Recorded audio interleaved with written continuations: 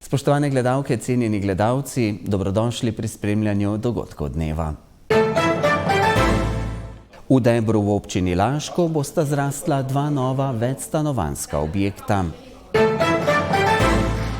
O 75-letnici glasbenega ustvarjanja Vikija Ašiča slovesno tudi v Celjskem narodnem domu. Zagorelo na Golteh, vzrok požara še ni znan.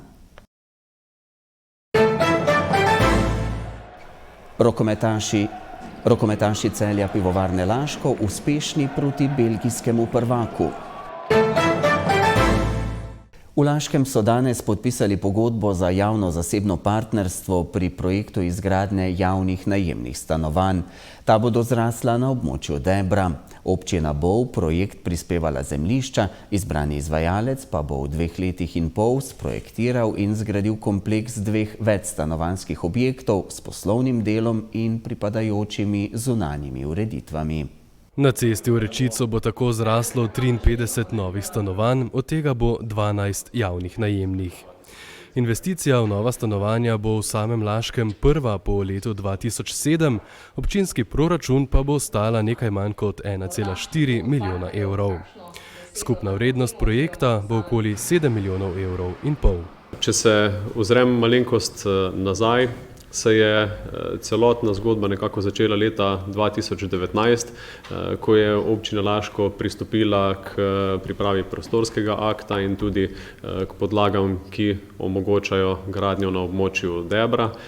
Tako je potem do leta 2023 sprejela tudi spremembo odloka o zazidalnem načrtu za to konkretno območje in to je bil tudi pogoj, da je lahko občina oziroma občinska uprava pripravila odlok o javno-zasebnem partnerstvu, se pravi o modelu, katerega smo se tudi nekako odločili, da bomo pristopili gradnji stanovanj.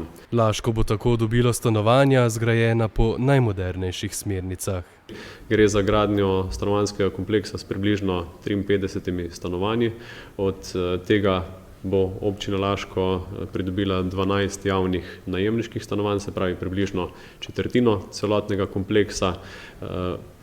Preostanek, se pravi 41 stanovanj, pa je se pravi namenjenih jasno z vložkom zasebnega investitorja, namenjenih potem za prodajo oziroma za trg.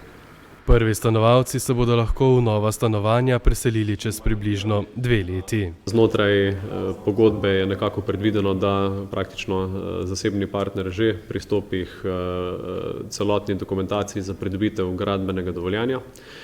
Od pridobljenega gradbenega dovoljenja pa na to v 2 letih, se pravi v 24 mesecih, tudi zgradi celoten stanovanjski objekt.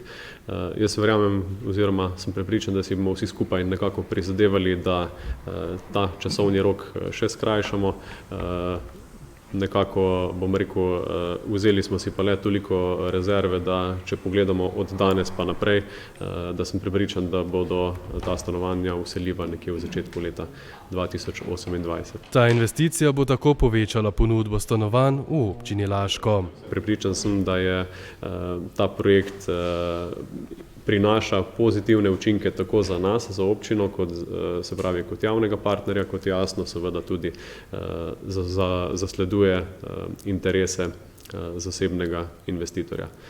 Na ta način tudi občina dosega te svoje ključne strateške cilje na področju stanovanjske politike, to pa je zagotavljati varna, kakovostna in pa dostopna stanovanja za naše občane. Gradnja se bo začela v najkrajšem možnem času. Danes mislim, da imamo pripravljen projekt že tako daleč, da lahko že z današnjim dnem, ko podpišemo pogodbo, začnemo s pripravo gradbene dokumentacije za pridobitev gradbenega dovoljenja. Zdaj samo upam, da nam bo upravna enota šla toliko nasproti, da se bo dejansko držala rokov, ki so zakonsko predpisani, se pravi, da bo dejansko v 30 dneh potem, ko vložimo v popolno dokumentacijo za pridobitev gradbenega dovoljenja, gradbeno dovoljenje tudi izdala. Laško bo tako kmalu dobilo med 55 in 75 kvadratnih metrov velika stanovanja, ki bodo, tako obljubljajo odgovorni, tudi energetsko učinkovita in grajena po najvišjih standardih. V Celju je konec prejšnjega tedna potekala jesenska čistilna akcija. Kot so sporočili iz mestne občine Celje, je bila ta zelo uspešna, saj se jo je udeležilo več kot 2000 občanov. Prvi dan čistilne akcije je v njej sodelovalo tudi 35 podjetij, ustanov, organizacij ter društev, ki so čistili zelenice, pešpoti, otroška igrišča, parkirišča in druge javne površine v okolici svojih objektov. Ta dan so v čistilni akciji že tradicionalno sodelovali tudi zaposleni na mestni občini Celje. Odpadke je odpeljalo javno podjetje Simbio, kjer so ugotovili, da so občani v 2 dneh čistilne akcije skupno zbrali 1300 kg mešanih komunalnih odpadkov in 400 kg mešane embalaže. Celjani so tako še enkrat več dokazali, da jim ni vseeno za podobo mesta, v katerem živijo, čistilno akcijo pa bo občina znova izpeljala spomladi prihodnje leto. V Celjskem narodnem domu je moško pevsko društvo Pod gradom iz Celja minuli konec tedna pripravilo jubilejni koncert ob 75-letnici glasbenega ustvarjanja legendarnega celjskega harmonikarja Vikija Ašiča starejšega. Tako so se celjski legendi glasbenih odrov poklonili tudi njegovi sokrajani. Velika dvorana Celjskega narodnega doma je bila minuli petek 17. oktobra napolnjena do zadnjega kotička in z navdušenjem spremljala koncert moškega pevskega društva Pod gradom Celje, s katerim so počastili častitljivi jubilej 75 let glasbenega ustvarjanja legendarnega celjskega harmonikarja Vikija Ašiča starejšega. Glasbeni preplet so pričeli pevci moškega zbora, ki ga vodi Gregor Marcen in ki mu je to bil tudi redni letni koncert, ter ga nadaljevali skupaj s harmonikarjem Vikijem Ašičem starejšim, s katerim so nastopali njegov sin Viki mlajši, prav tako harmonikar, katerima sta se pridružila kitarista Aleksander Knez in Peter Masnak. Skupaj z njimi so na odru v skladbah jubilanta prepevali tudi najmlajši, otroški zbor osnovne šole Frana Kranjca s Polul v Celju, ki ga vodi Zala Pušnik. Vsem pa se je pridružila še pevka Majda Petan in pesem o mami je skupaj z najmlajšimi moškim zborom in obema harmonikarjema ter kitaristoma zazvenela resnično čarobno in predvsem čustveno. Jubilant Viki Ašič starejši in pevec Andrej Bremec pa sta pridjala še nekaj iz njunega skupnega programa starih napitnic in drugih skladb, ki jih izvajata ob različnih priložnostih. Tako si lahko samo zamislite, kako se je vzdušje v dvorani stopnjevalo iz skladbe v skladbo. Občinstvo jih je vzpodbujalo ne samo skandiranim aplavzom, celo prepevalo je z njimi. Resnično lep in srčen dogodek, s katerim so počastili častitljivih 75 let glasbenega ustvarjanja harmonikarja Vikija Ašiča starejšega. In jubilant, kako je doživel ta koncert? Ja, moram reči, da jaz si pomislil, da ne bom nikoli več tako javno se izpostavljal tako naprej, ampak sem se pa zlasti grajiški pevci, sem pa dvakrat, pravzaprav velikrat prej, nastopil pa je bila harmonika tam dušo naredila lahko, veš. Pa si vedno rekel, pa vse pobjega, najte neki, da nisem imel sreče, da bi boljš manj trofil. Jaz jih imam pa tudi rad. Jaz to z njimi, jaz ti povem, jaz se priredim, če nastopam z zborom. In hvala Bogu, upam, da zdaj bojo tudi imeli željo, da bo to tako teklo, pa bom še jaz to vedno. In kako se je moškemu pevskemu društvu Pod gradom Celje porodila zamisel, da bi svojemu sokrajanu posvetili koncert? V bistvu se je začelo tako, jaz sem po naključju pred kratkim bral njegovo zgodbo, ki jo je kot raziskovalno nalogo napisala njegova vnukinja Ana, osebnost mojega kraja. in tam je noter bilo predstavljeno 50-letnica, ko je na tem odru imel svoj koncert. In seveda smo se šteli plus 25 let, hitro ugotovili, da je letos 75 let. In zbor je rekel, več kot odlična priložnost za to, da Vikija zopet postavimo na oder, ki je njegov kraj, kjer lahko ustvarja, in še jaz upam, da bo ustvaril veliko let. Jubilanta in občinstvo je poleg drugih nagovoril tudi župan mestne občine Celje in Vikiju Ašiču podelil spominsko darilo občine, nam pa povedal. Jaz mislim, da so redki tako visoki jubileji aktivnega glasbenega ustvarjanja in današnji koncert je bil en velik poklon lokalne skupnosti, kraja, v katerem gospod Ašič živi in ki mu je toliko tudi dal. Danes smo slišali številne izmed njegovih uspešnic, seveda pa je zakladnica njegovih ustvarjalnih dosežkov, nagrad, gostovanj, tako velika, da je verjetno težko povzeti. Gospod Ašič je leta 2003 dobil za svoje ustvarjalno delo ob 50. obletnici ustvarjanja srebrni celjski grb, danes pa še eno veliko zahvalo in čestitko za vse, kar je našemu mestu pustil. Na kak način je naše mesto tudi predstavljal, nosil navzven in željo, da bi bil zdrav, da bi bil obkrožen z ljudmi, ki jih ima rad in da bi še dolgo razveseljeval svojo harmoniko in značilnim nasmeškom in dobro voljo. Verjamem, da je pred njim še veliko ustvarjalnih let. Koncert je bil resnično nekaj posebnega in nabito polna dvorana ga je s hvaležnostjo sprejela. Več o njem in odmevih nanj pa v reportaži v eni od naših naslednjih oddaj Minute za kulturo na televiziji Celje. Iz celjske policijske uprave so sporočili, da je danes nekaj pred 7 uro zjutraj zagorelo na Golteh, natančneje v Radegundi. Ogenj je v celoti uničil 2 sosednji koči, namenjeni gostinski in turistični dejavnosti. Materialna škoda bo visoka, vzrok požara pa zaenkrat še ni znan. Ogled kraja požara je danes opravila ogledna skupina sektorja kriminalistične policije Policijske uprave Celje.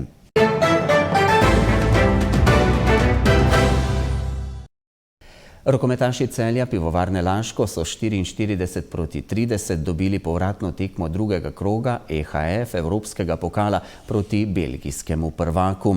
Celjani so bili v seštevku 2 tekem boljši za kar 18 golov. Prihodnji konec tedna čaka pivovarje derbi domačega prvenstva proti Gorenju iz Velenja. Že po prvi tekmi v Belgiji je bilo jasno, da so Celjani precej kvalitetnejša zasedba od Belgijcev, ki v svojem imenu, tako kot Celjani, nosijo ime pivovarne. V prvem polčasu so gostje še nekako uspeli držati korak s Celjani. V nadaljevanju pa so povsem popustili in gostitelji so na koncu prišli do visoke zmage s 14 goli razlike. Najboljši strelec in igralec tekme je bil Andraž Makuc z 9 goli. Jaz mislim, da smo že v Belgiji vedeli, da smo kvalitetnejši nasprotnik, ampak nismo tega pokazali. Mislim, da danes je to bilo očitno, tako da ena solidna predstava, mislim, da bi lahko bilo še boljše, ampak moramo biti zadovoljni tudi s tem. Prvo me veseli, da smo si res želeli zmage, in da smo bili tekmovalni, da smo šli v tekmo z rezultatom 0-0. Zavedali smo se, da je prednost 4 zadetkov na visok rezultat mala in me veseli reakcija ekipe in da smo v bistvu dobro odigrali tekmo in visoko dobili. Potem, ko so Celjani v pomoči 3. evropskem pokalu lani pokleknili že na prvi evropski stopnički, se zdi, da so bili Belgijci letos pravšnji tekmec za evropsko ogrevanje. Jaz mislim, da ja, da smo se dosti naučili že na tisti prvi tekmi, ker je sistem tak, da igraš eno tekmo doma v gosteh in je vsak gol pomemben, in tam smo res naredili ogromno napak, in če bi bil tekmec močnejši, oziroma da naš vratar ne bi obranil toliko strelov, bi imeli verjetno več težav. Jaz upam, da smo se z tega nekaj naučili in da bomo to prenesli v naslednji krog. Mislim, sigurno, če smo iskreni, smo tu eni izmed kvalitetnejših moštev, ampak sigurno bi bilo lepše igrati. Mogoče kakšen rang više, ampak moramo se sprijazniti s tem in poseči po čim višjem mestu na koncu. V celjskem Taboru posebnih želja glede tekmeca v tretjem krogu pokala EHF nimajo. Iskreno nimam, jaz si želim priti čim dlje do finala in če si to želimo, moramo zmagati vsakega. Če se iskreno, ni, mislim, posebnih želj, kar bo, kar dobimo bo, mi smo ustrezno pripravili in računali na to, da se uvrstimo v nov krog. Po evropski preizkušnji čaka Celjane naslednji konec tedna nov derbi domačega prvenstva. V 9. krogu bo v Zlatorogu gostovalo Gorenje. Kot vedno, priprava na to tekmo, ki je za nas ponovno ekstra pomembna. Jaz verjamem, da bomo zdaj v tem času dobili noče tiste igralce, ki so bili dlje časa odsotni, da jim dvignemo nekoliko formo, samozavest in da bomo kompletni pričakali to tekmo. Zdaj imamo en dober teden, da se pripravimo. Derbi, kljub temu, da je Velenje slabo začelo to sezono, moramo biti 100% brez nikakršnega podcenjevanja in jaz upam, da se bo Zlatorog napolnil in da bomo skupaj spisali eno dobro tekmo. Velenjčani so podobno kot lani zelo slabo odprli novo sezono. Celjani pa imajo z njimi še kar nekaj neporavnanih računov iz lanske polfinalne serije državnega prvenstva. Definitivno, ja. Se mi zdi, da se moramo še oddolžiti vsem navijačem in tudi nam vsem za to, kar se je zgodilo. Član drsalnega kluba Celje Tibor Komerički je med 16. in 19. oktobrom nastopil na drugi tekmi letošnje svetovne serije ISU World Tour v Montrealu v Kanadi. Ta tekma je bila ena izmed kvalifikacijskih za uvrstitev na olimpijske igre v Italiji prihodnje leto. Komerički se je najbolj izkazal na 500-metrski progi, na kateri je s časom 41:09:3 izboljšal svoj državni rekord in med 90 tekmovalci osvojil 27. mesto. Najboljši slovenski hitrostni drsalec je bil na kilometrski razdalji 56, na 1500-metrski progi pa se je moral zadovoljiti s končnim 82. mestom. Komerički bo med 20. in 23. novembrom v poljskem Gdansku nastopil na tretji tekmi svetovne serije ISU World Tour.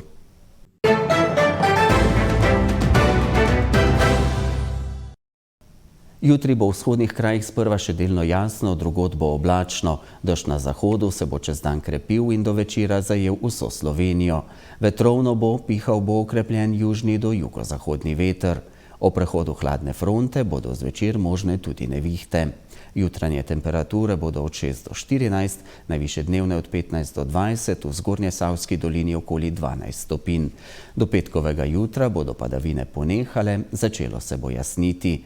V petek čez dan bo delno jasno, s spremenljivo oblačnostjo, nastale bodo posamezne plohe. V soboto bo deloma jasno z nekaj jutranje megle. Čez dan bo ponekod spet zapihal jugozahodni veter. Z vremensko napovedjo zaključujemo sredine dogodke dneva. Hvala, ker ste bili v naši družbi in se vidimo znova jutri.